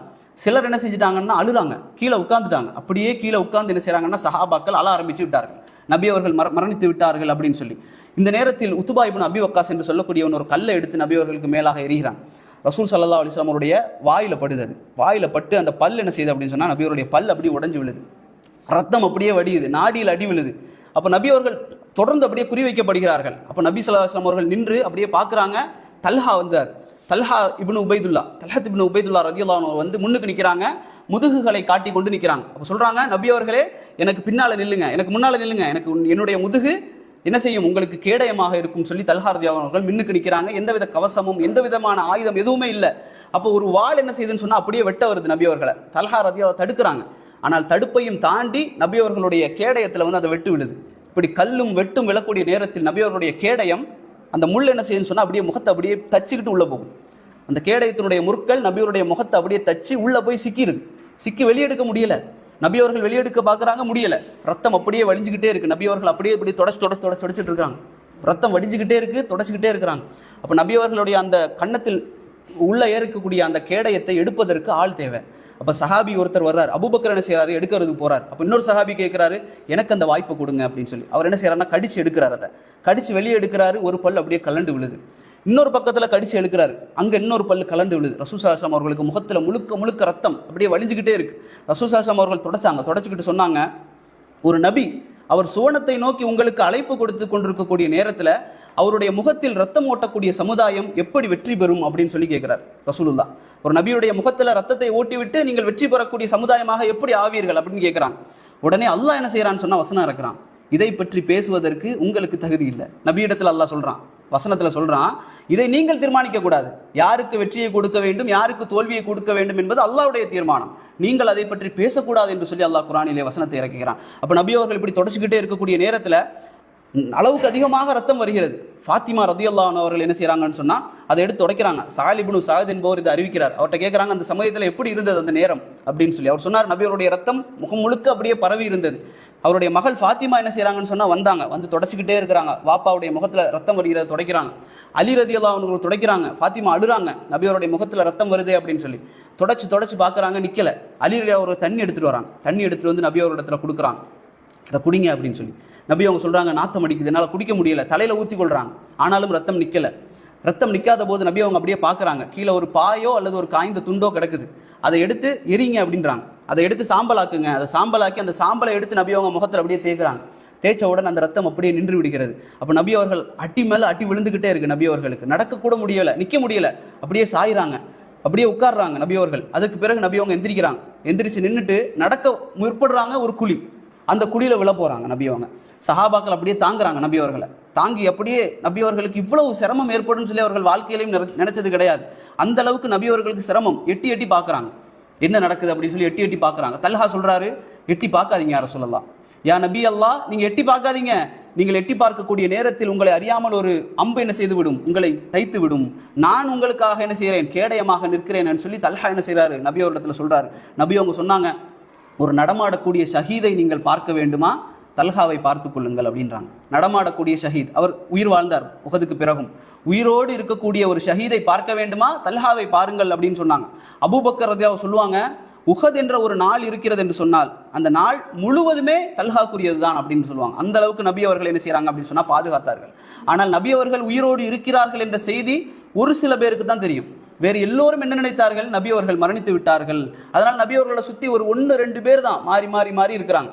அப்ப நபி அவர்கள் உயிரோடு இருக்கிறார்கள் என்ற செய்தி கஅப் இப்னு மாலிக் நினைக்கிறேன், அவர் சொல்றாரு, நான் ஒரு நபியோடைய கண்ணை பார்த்தேன், நபியோருடைய கண்களை பார்த்தேன், மின்னிக் கொண்டிருந்தது, மலர்ந்திருந்தது. பார்த்தவுடன் அறிந்து கொண்டேன் இது நபிதான் என்று. உடனே சத்தம் போட்டாரு, ரசூலுல்லாஹ் உயிரோடு தான் இருக்கிறார் அப்படின்னு சொல்லி. அவர் சொல்றாரு, நான் இப்படி சத்தம் போட்டதற்கு பிறகுதான் மொத்தமாக எல்லா முஸ்லிம்களும் அறிந்து கொண்டார்கள் நபி உயிரோடு தான் இருக்கிறார் என்பதை. அந்த அளவுக்கு யார் எங்க இருக்கிறாங்கன்னு தெரியல. அபூபக்கர் ரலியல்லாஹு கூட ரசூலோடு இல்லை, அந்த அளவுக்கு குழப்பம். அப்போ ஒரு 5 பேர் என்ன செய்தாங்கன்னா சடனா நபி அவர்களை சுற்றி நின்றுட்டாங்க. 5 பேர் தான் மொத்தமே. அப்ப அந்த 5 பேரும் நின்றவுடன் ஒருத்தரா விழுறார். அடி வாங்கி அம்புகள் ஏற்பட்டு ஒருத்தரா விழுறார். கடைசியாக ஒருத்தர் நின்னார். அவரும் என்ன செய்யறான்னு சொன்னா, விழப்போகக்கூடிய நேரத்தில் அபூபக்கர் ரலியல்லாஹு அவர்கள் போன்ற பெரும் சஹாபாக்கள் வந்துட்டாங்க, அலி ரலியல்லாஹு போன்றவர்கள் வந்துட்டார்கள். அவர் என்ன செய்தார்னா அப்படியே விழுந்துட்டார். ரசூலுல்லாஹ் கேட்டாங்க, அந்த மனிதர் எங்க, அந்த தோழரை எங்க அப்படின்னு கேட்டாங்க. உடனே அவர் எடுத்து கொண்டு வரப்பட்டவுடன் நபி அவர்கள் மடியில தூக்கி வச்சாங்க. மடியில தூக்கி வச்சு நபி அவர்களுக்கு கண்ணீர் வடியுது. ரசூலுல்லாஹ் அழுதாங்க. நீங்க நினைச்சு பாருங்க, பெரிய ஒரு தலைவர், அவருக்கு அழ வேண்டிய எந்த தேவையும் இல்லை. மற்ற மக்கள் நினைப்பது போல இவர் போருக்காகவே தான் இருக்கிறார் என்று சொல்வது போல அப்படியா ரசூலுல்லாஹி ஸல்லல்லாஹு அலைஹி வஸல்லம் இருந்தார்கள். அழ வேண்டிய என்ன தேவை இருக்கிறது ஒரு தலைவருக்கு? ஆனால் நபி அவர்கள் பாசத்தோடு இருந்தார்கள். போரை அவர்கள் விரும்பவில்லை. நபி அவர்கள் அழுதார்கள், அதை பார்த்து அழுதார்கள். அதற்கு பிறகு ரசூலுல்லாஹி ஸல்லல்லாஹு அலைஹி வஸல்லம் அவர்கள் பார்க்கிறார்கள், இப்படி போர் நடந்து கொண்டிருக்கக்கூடிய நேரத்தில் ஒரு மனிதன் என்ன செய்யறான்னு சொன்னா, இப்னு கமியா என்று சொல்லக்கூடியவன் நபி அவர்களை வெட்டுவதற்காக என்ன செய்யறான்னு சொன்னா, ஒரு ஈட்டி எடுத்துக்கொண்டு ஓடி வருகிறான். அப்போ மின்னல் மாதிரி ஒரு வேகத்துல ஒரு உருவம் வந்து என்ன செய்யுதுன்னு சொன்னா, மிக வேகமாக போராடு. அப்போ ரசூலுல்லாஹி ஸல்லல்லாஹு அலைஹி வஸல்லம் அவர்கள் பார்க்கிறார்கள். பார்த்தால் அது ஒரு பெண்மணி, உம்மாரா என்று சொல்லக்கூடிய ஒரு பெண்மணி, நுசைபா பின்த் கஅப் ரலியல்லாஹு அன்ஹு அவர்கள். இவர் ஒரு பெண்மணி. அவர் என்ன செய்யறாருன்னு சொன்னா, ஒரு தண்ணீர் கொடுத்து கொண்டிருந்தார். எல்லாருக்கும் தண்ணீர் கொடுக்கக்கூடிய வேலையை பெண்கள் செஞ்சுட்டு இருந்தாங்க. ஆனால் இந்த பெண்மணி என்ன செஞ்சாங்கன்னு சொன்னா, திடீரென்று எல்லோரும் ஓடுகிறார்கள் என்று தெரிந்தவுடன் இந்த பெண்மணி மின்னல் வேகத்தில் வந்து தன்னுடைய சேலைகளை கட்டிக்கொண்டு என்ன செய்யறாங்கன்னு சொன்னா, போரிடுகிறார்கள். எந்த ஆயுதமும் இல்லை, எந்த விதமான கேடயம் கவசமும் எதுவும் இல்லை. அப்ப ரசூலுல்லாஹ் ஒரு கட்டத்துல கூட சொன்னாங்க, நீங்க கேடயங்கள் கவசங்களை போட்டுக்கிட்டு ஓடுறீங்களா, முஸ்லிம்கள் ஓடுறாங்க சில பேர், ஓடுறீங்கன்னு சொன்னா போட்டுக்கிட்டு ஓடுங்க, கொண்டுகிட்டே ஓடாதீங்க. நுசைபா அதை எடுத்து பயன்படுத்துவார் என்று சொல்லி ரசூலுல்லாஹ் சொல்றாங்க. நுசைபா அதை எடுத்து போராடுகிறார்கள். போராடக்கூடிய நேரத்தில் அந்த இப்னு கமியா என்ன செய்யறான்னு சொன்னா, இந்த நுசைபா என்று சொல்லக்கூடிய உம்மாராவுடைய தோல்ல என்ன செய்யறான், ஒரு வெட்டு விட்டவுடன் அது அப்படியே தெரிக்குது. அந்த சதை துண்டு தெரித்தவுடன் உம்மாராவால் நிற்க முடியவில்லை. அவர்கள் உட்கார்ந்தவுடன் நபி அவர்களை பார்த்து அப்படியே கண் அசைவுல கேட்கிறாங்க, ஏதோ பேச நினைக்கிறாங்க. அப்ப நபி அவங்க கேட்டாங்க, என்ன அப்படின்னு கேட்கிறாங்க. அப்ப நுசைபா சொன்னாங்க, யா ரசூலல்லாஹ், இந்த போர்க்களத்தில் நாங்கள் உங்களுக்கு தோளோடு தோள் நின்றோம், காலோடு கால் ஒட்டி நின்றோம். இதே போன்று சொர்க்கத்தில் நான் உங்களோடு இருக்க வேண்டும் என்று எனக்காக துவா செய்யுங்கள். ரசூலுல்லாஹ் அந்த கவச ஆடை அணிந்திருக்கக்கூடிய நேரத்திலும் கையை ஏந்தி துவா செய்தார்கள். யா அல்லாஹ், நுசைபாவை சொர்க்கத்திலே என்னோடு ஆக்கிவை என்று சொல்லி அல்லாஹ்வுடைய தூதர் ஸல்லல்லாஹு அலைஹி வஸல்லம் அவர்கள் துவா செய்கிறார்கள். அதற்கு பிறகு உம்முமாரா சொல்வார்கள், என்னை அடித்ததற்கு பிறகுதான் முஸாப் இப்னு உமைர் என்ன செய்தார், கொல்லப்பட்டார். அவரை அடித்து விட்டு தான் முஸாப் இப்னு உமைர் ரலியல்லாஹு அவர்கள் கொலை செய்யப்படுகிறார்கள். அப்போ சில பேர் சொல்வார்கள், இந்த உம்முமாரா என்பவர்கள் பறக்கிறாரா, நடக்கிறாரா, ஓடுகிறாரா என்பது தெரியவில்லை அப்படின்றாங்க. நபி அவங்க சொன்னாங்க, நான் இடது பக்கம் பார்த்தேன் உம்முமாரா, வலது பக்கம் பார்த்தேன் உம்முமாரா, சுற்றிலும் பார்த்தேன் உம்முமாரா. எந்த அளவுக்கு நபி அவர்களை சுற்றி அந்த பெண்மணிகள் என்ன செய்தாங்கன்னு சொன்னா, அந்த பெண்மணி அல்லாஹ்வுடைய தூதர் ஸல்லல்லாஹு அலைஹி வஸல்லம் அவர்களை பாதுகாத்தார்கள். அப்போ தல்ஹா ரலியல்லாஹு அன்ஹு அவர்களும் ஸஅத் இப்னு அபி வக்காஸ் ரலியல்லாஹு சொல்லுவாங்க, யா ரசூலல்லாஹ், 2 பேர் வெள்ளை ஆடையோடு வந்திருக்கிறாங்க, அவர்களை நாங்கள் இதுக்கு முன்னால பார்த்ததே இல்லை, அது யார் என்று ரசூலுல்லாஹ் இடத்துல கேட்கிறாங்க. நபி அவர்களோடு இருக்கிறாங்க அந்த 2 பேரும். அது யார் என்று கேட்டவுடன் நபி அவர்கள் சொன்னார்கள், அது ஜிப்ரீல் மீகாயில் என்று சொன்னார்கள். அல்லாஹ்வுடைய தூதரை பாதுகாக்குவதற்காக வந்திருக்கிறார்கள். ஸஅத் இப்னு அபி வக்காஸ் ரலியல்லாஹு அன்ஹு அவர்கள் அம்பை எய்து கொண்டிருக்கிறார்கள் நபியோடத்திலிருந்து. நபி அவர்கள் எடுத்து கொடுக்குறாங்க அம்பை, இதை எரியுங்கள் ஸஅதே, இதை எரியுங்கள் ஸஅதே என்று சொல்லி. நபி அவங்க திடீர்னு சொன்னாங்க அவரிடத்துல, என்னுடைய தாயும் தந்தையும் உங்களுக்கு அர்ப்பணமாகட்டும் அப்படின்னாங்க. இந்த வார்த்தையை மற்ற சஹாபாக்கள் நபியவர்களுக்கு பயன்படுத்துவார்கள், என்னுடைய தாயும் தந்தையும் உங்களுக்கு அர்ப்பணமாகட்டும். ஆனால் இந்த வார்த்தையை நபியவர்கள் சாதுக்கு பயன்படுத்துகிறார்கள், சாதே தாயும் தந்தையும் உங்களுக்கு அர்ப்பணமாகட்டும், எரியுங்கள் அப்படின்னு சொல்லி கொடுக்குறாங்க. அதே போல கத்தாதா ரலியல்லாஹு அன்ஹு அவர்கள், அவருடைய கண் என்ன செய்யுதுன்னு அவரை பார்க்குறாங்க நபியவர்கள், அவருடைய கண் அப்படியே கலண்டு விழுது, அம்பு குத்தி கலண்டு விழுகிறது. அவர் வந்தார், யார் ரசூலுல்லாஹ் கண் கலண்டு விட்டது. ரசூலுல்லாஹ் எடுத்து ஸல்லல்லாஹு அலைஹி வஸல்லம் அவர்கள் எடுத்து அதை அப்படியே பொறுத்துறாங்க. பொருத்தியதற்கு பிறகு கத்தாதா சொன்னார், இதற்கு பிறகு என்னுடைய கண் இதற்கு முன்னால் இருந்ததை விட மிக கூர்மையாக இருந்தது அப்படின்றாங்க கத்தாதா ரலியல்லாஹு அன்ஹு அவர்கள். அப்துர் ரஹ்மான் இப்னு அவுஃப் பெரும் ஒரு செல்வந்தர், அவருடைய வாயில் என்ன செய்யுதுன்னு சொன்னால் ஒரு வெட்டுப்படுகிறது, அவருடைய சுண்டு என்ன செய்யுது அப்படின்னு சொன்னால் பிளக்கப்படுகிறது. பிளக்கப்பட்டவுடன் அவர் என்ன செய்கிறார், அப்படியே ரத்தம் சொட்ட சொட்ட என்ன செய்கிறார், அவர் போராட்டி கொண்டிருக்கிறார். இந்த நேரத்தில் தான் ரசூலுல்லாஹ் ஸல்லல்லாஹு அலைஹி வஸல்லம் அவருடைய சாச்சா யாரு, ஹம்சா ரலியல்லாஹு அன்ஹு அவர்கள் வேகமாக போராடி கொண்டிருக்கிறார்கள். அவரை எப்படி கொலை செய்தேன் என்பதை கொலை செய்த அந்த வஹ்ஷி என்ன செய்கிறார் சொல்றார். வஹ்ஷி பிற்காலத்தில் இஸ்லாத்துக்கு வர்றாரு. இஸ்லாத்துக்கு வந்ததற்கு பிறகு வஹ்ஷி தான் என்ன செய்கிறாரு, ஹம்சாவை எப்படி கொலை செய்தேன் என்பதை வஹ்ஷி சொல்றாரு. எப்படின்னு சொன்னா, வஹ்ஷி யார்கிட்ட அடிமையாக இருந்தாரு, ஜுபைர் இப்னு முத்தைம்கிட்ட. இந்த ஜுபைர் இப்னு முத்தைமுடைய பையன் யாருன்னா உபைதுல்லா. இந்த உபைதுல்லா இஸ்லாத்துக்கு வந்துட்டார். அப்போ இந்த உபைதுல்லா என்ன செய்கிறார், ஒரு நாள் வஹ்ஷியை சந்திக்க போறார். சந்திச்சு அவர்கிட்ட கேட்கிறாரு, முகத்தையெல்லாம் சுத்துறாரு. முகத்தையெல்லாம் சுத்திட்டு வஹ்ஷிட்ட போய் உட்கார்ந்தார். வஹ்ஷிட்ட போய் உட்கார்ந்துட்டு கேட்டாரு, நீங்க என்ன யாருன்னு கண்டுபிடிங்க பார்ப்போம் அப்படின்னு. உடனே ஏன்னா சின்ன பிள்ளையில தூக்கி வளர்த்தவர் இவர் வஹ்ஷி.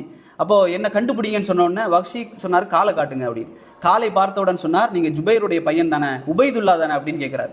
ஆமா நான் உபைதுல்லா தான். முகத்தை கலட்டி காமிச்சார், நான் உங்களை சின்ன வயசுல நான் தூக்கி வளர்த்துருக்கேன், நீங்க ஒரு திருமணம் முடிச்சார், உங்களுடைய வாப்பா அவருடைய மகன் நீங்க தான் உபைதுல்லா, உங்களை எனக்கு தெரியும்னு சொல்லி அவர் சொல்றார். அவர் கேட்கிறார், ஹம்சாவை எப்படி கொலை செஞ்சீங்க எனக்கு சொல்லுங்க அப்படின்னு சொல்லி. அவர் சொன்னார், நான் ஹம்சாவை பார்த்தேன், அந்த போர்க்களத்தில் மிக கடுமையாக யுத்தம் செய்தார், கடும் வேகத்தில் யுத்தம் செய்தார், அவரை என்னால் நெருங்கவே முடியாது, யாராலும் அந்த ஹம்சாவை நெருங்க முடியாது.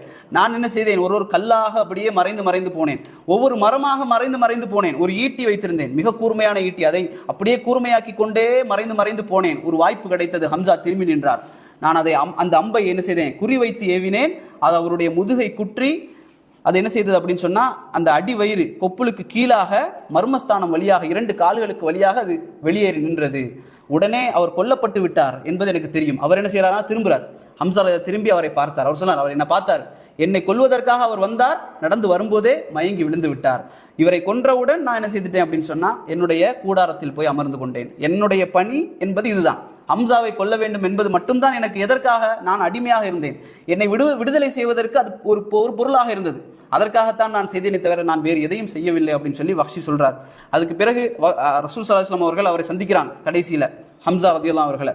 அதே போல அனஸ் இப்னு நதர் ரலியல்லாஹு அன்ஹு செய்றாங்கன்னா பார்க்குறாங்க, இந்த போர்க்களத்தை பார்க்குறாங்க. எல்லா சஹாபாக்களும் அங்கங்கே உட்கார்ந்து அழுதுகிட்டே இருக்கிறாங்க, நபி அவர்கள் மரணித்து விட்டார்கள் என்று சொல்லி. யாருமே சண்டையிடலை. அப்போ அனஸ் இப்னு நதர் கேட்கிறாரு, ஏன் இப்படி உட்கார்ந்துட்டீங்க?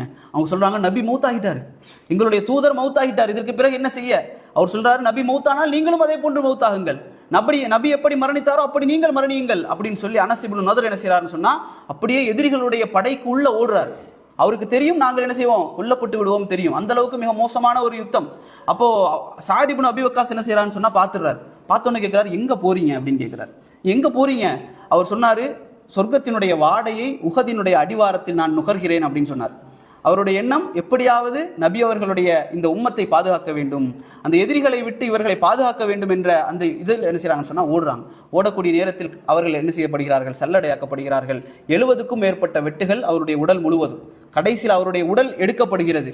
அவர் யாருன்னே தெரியல, யாராலுமே கண்டுபிடிக்க முடியல, அனஸ் இப்னு நதர் தான் என்பதாக. அப்போ ஒரு சகோதரி, அவருடைய சகோதரி வந்தார். என்ன செய்தார், அந்த உடலை பார்த்தாரு, இந்த பெருவிரல் மட்டும்தான் இருந்துச்சு, உருப்படியா வெட்டுப்படாத இடம் ஒரு பெருவிரல். இந்த பெருவிரலை பார்த்து அறிந்து கொண்டார், இவர் என்னுடைய சகோதரர் அப்படின்னு சொல்லி. அந்த அளவுக்கு அனஸ் இப்னு நதர் அவர்களுடைய தியாகம் இருந்தது. அதே போல ஹந்தா ரலியல்லாஹு அன்ஹு அவர்கள், ஹந்தா ரலியல்லாஹு அன்ஹு மனைவியோடு இருக்கிறாங்க. மனைவியோடு இருக்கக்கூடிய நேரத்தில் அழைப்பு வருகிறது, இதே போன்று மக்காவிலிருந்து குறைஷிகள் எங்களை தாக்குவதற்காக வந்து விட்டார்கள், நபியை பாதுகாக்க கிளம்புகள் என்று செய்தி கிடைக்கிறது. உடனே என்ன செய்யறாருன்னு சொன்னா, வீட்டில இருந்து உடனே கிளம்பிட்டார். கிளம்பியதற்கு பிறகு அவர் என்ன செய்யறாருன்னு சொன்னா, போர்க்களத்தில் மிக கடுமையாக யுத்தம் செய்கிறார். கடைசியாக அபூ சுஃபியானை வெட்டுவதற்கு ஓங்குகிறார். அப்போ ஒரு காஃபிர் என்ன செய்யறான்னு சொன்னா, ஷத்தாத் என்று சொல்லக்கூடிய ஒரு காஃபிர் அவரை வெட்டி விடுகிறான். ஹந்தலா ரலியல்லாஹு அவர்களை வெட்டி விடுகிறான். நபி அவர்கள் அந்த உடலை பார்த்தார்கள், நபி அவர்கள் அழுதார்கள். நபி அவர்கள் அந்த ஹந்தலா அவருடைய உடலை பார்த்து அழுதார்கள். அவங்க சொன்னாங்க, ரசூலுல்லாஹ், இவரை மலக்குகள் குளிப்பாட்டுகிறார்கள், இந்த மனிதரை மலக்குகள் குளிப்பாட்டுகிறார்கள், வீட்டில் போய் கேட்டுட்டு வாங்க ஏன் அப்படி குளிப்பாட்டுறாங்க. நபி அவர்களுக்கு தெரியல, மலக்குகள் குளிப்பாட்டுகிறார்கள். ஏன்னா ஜனாசாக்களை அதாவது யுத்த களத்தில் இருந்த ஜனாசாக்களை குளிப்பாட்டக்கூடாது, எப்படி மரணித்தார்களோ அப்படி அடக்கம் செய்ய வேண்டும், கஃபன் எதுவுமே கிடையாது. அப்போ நபி அவர்கள் கேட்குறாங்க, மலக்குகள் குளிப்பாட்டுகிறார்கள், வீட்டில் போய் கேட்டுட்டு வாங்க என்ன நடந்தது அப்படின்னு சொல்லி. அப்போ மனைவி சொல்றாங்க, அவர் வரக்கூடிய நேரத்தில் ஜுனூபாலியாக இருந்தார், குளிப்பு கடமையான நிலையில் அவர் இருந்தார். அந்த நிலையிலே அவர் என்ன செய்தார், நபிக்காக அவர் கிளம்பி வந்தார் என்று சொல்லி அவருடைய குடும்பத்தில் உள்ளவர் சொல்றாங்க.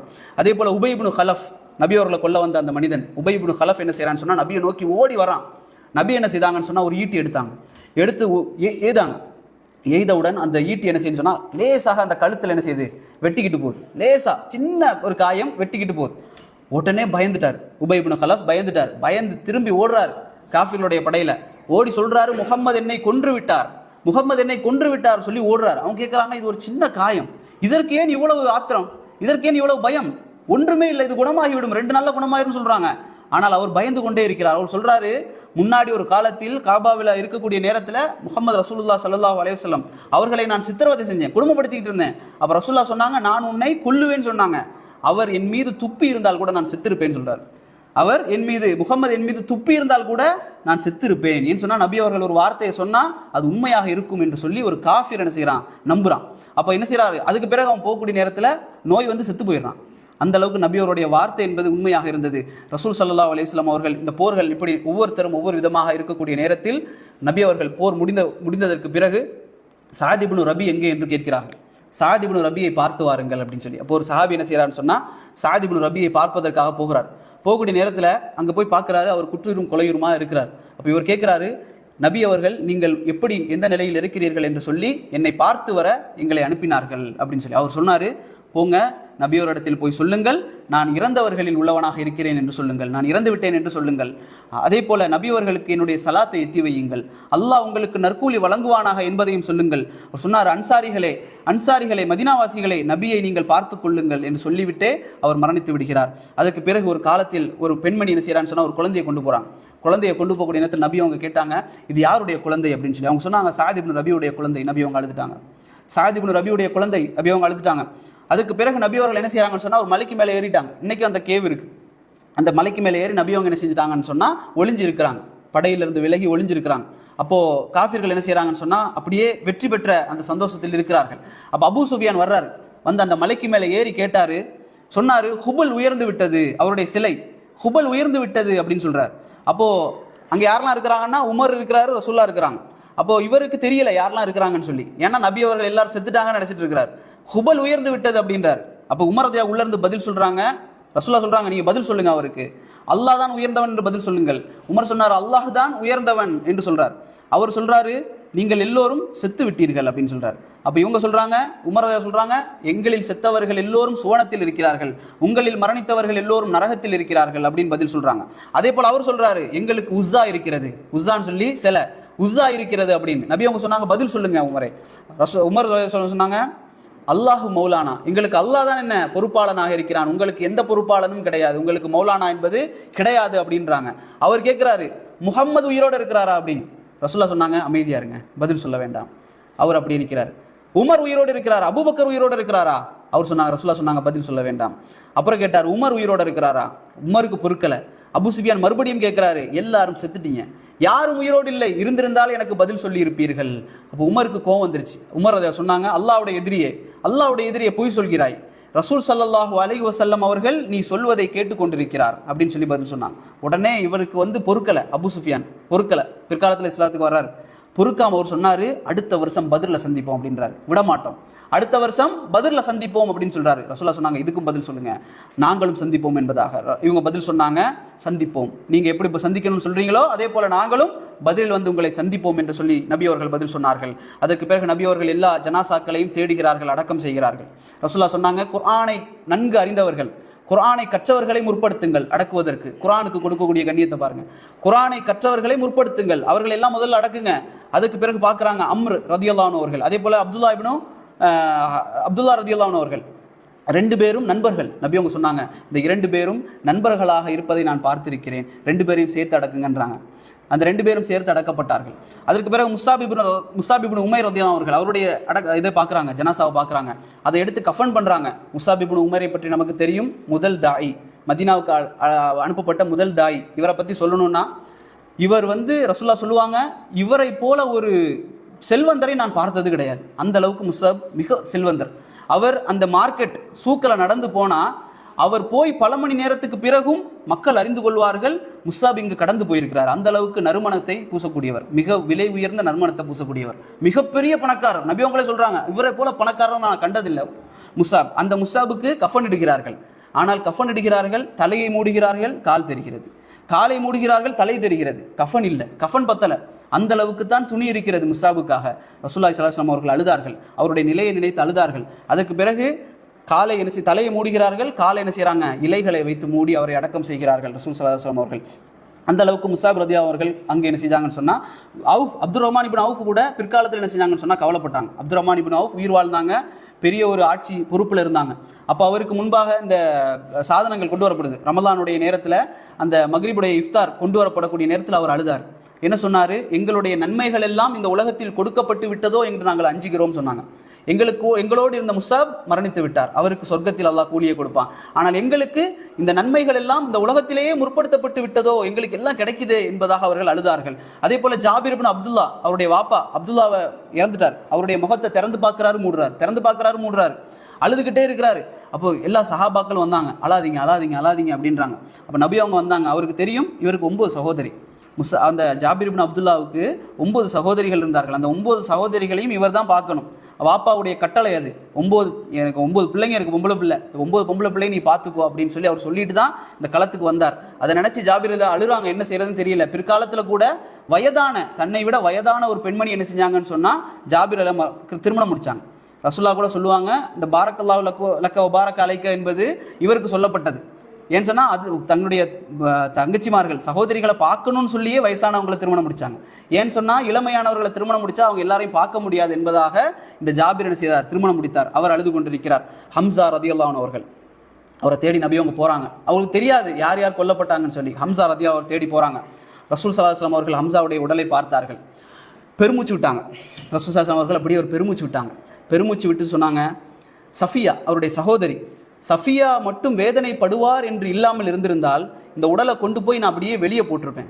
கழுகுகள் பறவைகள் எல்லாம் கொத்தி தின்பதை போல நான் வெளியே போட்டிருப்பேன். ஏன், வெளியே மக்கள் பார்க்கணும் எந்த அளவுக்கு இந்த காஃபிர்கள் கொடுமை செய்கிறார்கள் என்று சொல்லி மக்கள் பார்க்கணும். அங்கே போய் பார்க்குறாரு, குடல்கள் எல்லாம் வெளியே எடுக்கப்பட்டு, ஈரல்கள் எல்லாம் வெளியே எடுக்கப்பட்டு கிடக்குது. ஆனால் யார் செஞ்சாங்கிறது ஹதீஸ்களில் இல்லை. ஆனால் எல்லாரும் சொல்லிடுவாங்க ஹிந்து செஞ்சாங்க அப்படின்னு. ஹிந்து செய்ததாக வரலாறு இல்லை. ஆனால் அங்கே அப்படி கிடப்பதை பார்த்து நபி அவர்கள் என்ன செய்கிறாங்க, வேதனைப்படுறாங்க, ரொம்ப வேதனைப்படுறாங்க. நபி அவங்க சொல்கிறாங்க, இவருக்காக நான் 30 பேரை பழி வாங்குவேன்றாங்க நபி அவங்க. இவருக்காக நான் 30 பேரை பழி வாங்குவேன். ஏன் அப்படி சொல்கிறாங்க, அந்த அளவுக்கு ஹம்சா ரலியல்லாஹு அவர்களோடு இரக்கம் நபி அவர்கள். என்ன காரணம் சொன்னால், நபி அவர்கள் மக்காவில் இஸ்லாத்தை எடுத்து வைக்கக்கூடிய நேரத்தில் காஃபிர்கள் என்ன செய்கிறாங்கன்னு சொன்னால் அடிக்கிறாங்க, அடின்னு அடிக்கிறாங்க. அந்த நேரத்தில் என்னுடைய சகோதரனுடைய மகன் முகமது, ஹம்சாவுடைய சகோதரனுடைய மகன் ஹம்சா என்ன செய்கிறாங்கன்னு சொன்னால், என்னுடைய சகோதரனுடைய மகனை இறைவன் ஒருவன் சொன்னதுக்காக அடிக்கிறீங்களா, நானும் இஸ்லாத்தில் தான் இருக்கிறேன்னு சும்மா சொன்னவர். இஸ்லாத்துக்கு வரக்கூடிய நேரத்தில் ஹம்சா எப்படி வந்தார், என்னுடைய சகோதரன் நீங்கள் அடிக்கிறீங்களா, நானும் இஸ்லாத்தில் தான் இருக்கேன், என்ன அடிங்க அப்படின்னார். அப்படி இஸ்லாத்துக்கு வந்த ஹம்சா ரலியல்லாஹு அவர்கள், அதுக்கு பிறகு நபியவர்களோடே வாழ்ந்தவர்கள். அப்படிப்பட்ட ஹம்சா ரலியல்லாஹு அவர்கள் மரணித்ததற்காக ரசூல் ஸல்லல்லாஹு அலைஹி வஸல்லம் அவர்கள் இவ்வளவு வேதனைப்படுறாங்க. உடனே காஃபிர்கள் என்ன செய்கிறாங்க, அவர்களும் சொல்கிறார்கள், நான் என்ன செய்கிறேன், நானும் ஒருத்தருக்கு பதிலாக 30 பேரை கொள்வேன் அப்படின்னு. அல்லாஹ் வசனத்தை இறக்குகிறான், ஒருத்தருக்கு ஒருத்தர் தான். அவர்கள் உங்களுக்கு எப்படி வேதனை செய்தார்களோ அதே போன்ற வேதனையை தான் நீங்கள் செய்யணும், அதுக்கு எல்லை மீறக்கூடாது. ரசூலுல்லாஹ் சொல்கிறாங்க, போர்க்களத்திலோ அல்லது எங்கேயுமே என்ன செய்யக்கூடாது, சித்திரவதை செய்வதை நான் தடை செய்கிறேன் நபி அவங்க சொன்னாங்க. அதுக்கு பிறகு அல்லாஹ் வசனத்தை இறக்குறான், நீங்கள் அப்படி தண்டித்தீர்கள் என்றால் நல்லதுதான், ஆனால் அதைவிட சிறந்தது என்ன தெரியுமா, அதைவிட மிக மகத்தானது என்ன தெரியுமா, நீங்கள் பொறுமையோடு இருப்பது என்று சொல்லி அல்லாஹ் குர்ஆனிலே வசனத்தை இறக்குகிறான். சஃபியா ரலியல்லாஹு வந்தாங்க, சகோதரி வந்தாங்க, அப்படியே பார்க்க வர்றாங்க. நபி அவங்க சொன்னாங்க, ஜுபைர் அலி இடத்துல பார்க்க முடியாது சொல்லுங்க, சஃபியாட்ட சொல்லுங்க பார்க்க முடியாது போக சொல்லுங்க. ஜுபைர் அலியா போனாங்க, போய் சொன்னாங்க சஃபியா இடத்துல பார்க்க முடியாது, ரசூலுல்லாஹ் பார்க்கக்கூடாதுன்னு சொல்கிறாங்க. அப்போ அவர் சொன்னார், என்னுடைய சகோதரனுக்கு என்ன நடந்தது என்பது எனக்கு தெரியும், எனக்கு பார்ப்பதற்கு அனுமதி கொடுங்க அப்படின்னு. ரசூலுல்லாஹ் சொன்னாங்க, விடுங்க அப்படின்னா. அவங்க பார்த்தாங்க, பார்த்த உடனே அவங்க சொன்னாங்க, இன்னா லில்லாஹி வ இன்னா இலைஹி ராஜிஊன் அல்லாஹும்ம அக்ஃபிர் லஹு வர்ஹம்ஹு என்று சொல்லி திரும்பி போயிட்டாங்க. அவங்க எதுவுமே சொல்லலை, அதுதான் ஈமான். அப்படியே திரும்பி போயிட்டாங்க. அதற்கு பிறகு ரசூல் ஸல்லல்லாஹு அலைஹி வஸல்லம் அவர்களும் சஹாபாக்களும் வேதனையோடும் அந்த கஷ்டத்தோடும் என்ன செய்கிறாங்க, மதீனாவுக்கு போகிறாங்க. போகக்கூடிய நேரத்தில் ஹம்னா பின்த் ஜாஷ் ரதியல்லாஹு அன்ஹா என்ற ஒரு பெண்மணி அப்படியே வர்றாங்க. அந்த நேரத்தில் இவங்க யார் அப்படின்னு சொன்னால் நபிகளுடைய மனைவி சஃபியாவுடைய சகோதரி ஹம்னா பின்த் ஜாஷ். இவர்கிட்ட சொல்கிறாங்க அந்த சஹாபாக்கள், உங்களுடைய சகோதரர் அப்துல்லா இப்னு ஜாஷ் என்ன செய்கிறார், மரணித்து விட்டார் இந்த போரில். அவங்க சொல்கிறாங்க இன்னா லில்லாஹி வ இன்னா இலைஹி ராஜிஊன் அல்லாஹ் மக்ஃபிர் லஹு வர்ஹம்ஹு அப்படின்றாங்க. அப்புறம் சொல்கிறாங்க உங்களுடைய மாமா ஹம்சா அவரும் கொல்லப்பட்டு விட்டார் அப்படின்றாங்க. அவங்க சொல்கிறாங்க இன்னா லில்லாஹி வ இன்னா இலைஹி ராஜிஊன் அல்லாஹ் மக்ஃபிர் லஹு வர்ஹம்ஹு அப்படின்றாங்க. அதற்கு பிறகு சொன்னாங்க உங்களுடைய கணவர் முஸ்அப் இப்னு உமைர் கொல்லப்பட்டு விட்டார் அப்படின்றாங்க.